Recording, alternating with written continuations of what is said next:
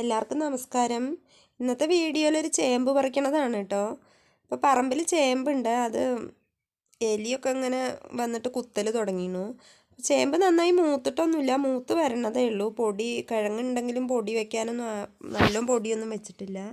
അപ്പോൾ അത് പൊടി വെക്കാനും നല്ല മൂക്കാനൊക്കെ നിൽക്കുമ്പോഴേക്കും എലി അത് വന്നിട്ട് കുത്തിക്കൊണ്ട് പോകും.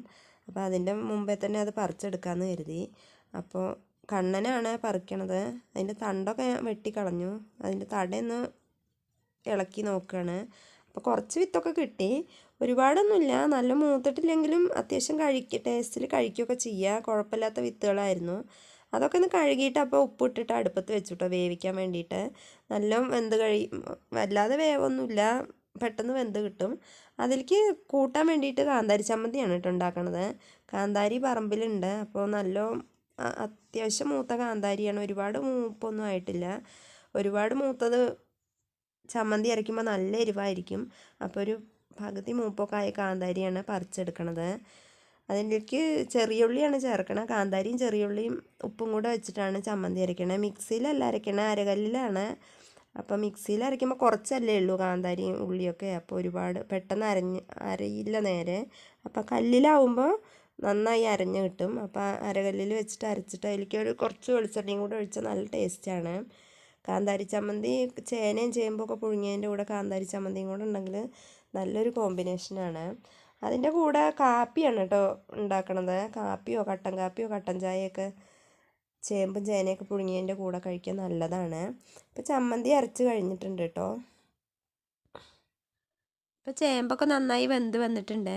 ഇനി അതിൻ്റെ തൊലിയും കൂടെ ഒന്ന് കളയണം. ചേമ്പ് പുഴുങ്ങുമ്പോൾ അതിൻ്റെ തൊലി കളയാൻ പെട്ടെന്ന് തൊലി പോന്ന് കിട്ടും. തൊലി കളയാൻ ഒരുപാട് ബുദ്ധിമുട്ടൊന്നുമില്ല.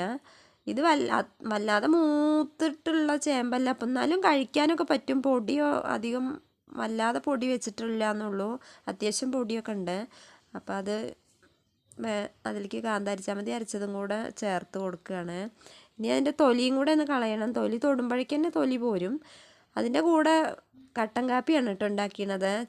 കട്ടൻ ചായ കട്ടൻ കാപ്പിയും എല്ലാം നല്ലതാണ്. ചേനയും ചേമ്പും ഒക്കെ പുഴുങ്ങിയതിൻ്റെ കൂടെ കട്ടൻ കാപ്പി കട്ടൻ ചായയൊക്കെ കുടിക്കണതാണ് കുറച്ചും കൂടെ നല്ലത്. വെള്ളം കുടിക്കണേക്കാളും നല്ലതാണ്. അപ്പോൾ അത് ഞാൻ തൊലിയൊക്കെ കളഞ്ഞിട്ടൊന്ന് പൊട്ടിച്ച് നോക്കി. നല്ല പൊടി, അത്യാവശ്യം പൊടിയൊക്കെ ഉണ്ട്, നന്നായി പൊളിഞ്ഞ് വരുന്നുണ്ട്.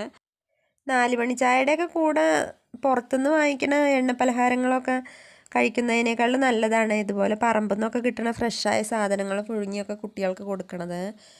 അപ്പോൾ ഇത്രയൊക്കെയുള്ളൂ ഇന്നത്തെ വീഡിയോ. നിങ്ങൾക്ക് എൻ്റെ വീഡിയോ ഇഷ്ടപ്പെട്ടെങ്കിൽ എന്നെ ഒന്ന് സബ്സ്ക്രൈബ് ചെയ്ത് സപ്പോർട്ട് ചെയ്യണേ. അതോടൊപ്പം ലൈക്കും കമൻറ്റും ഒക്കെ ചെയ്യണേ.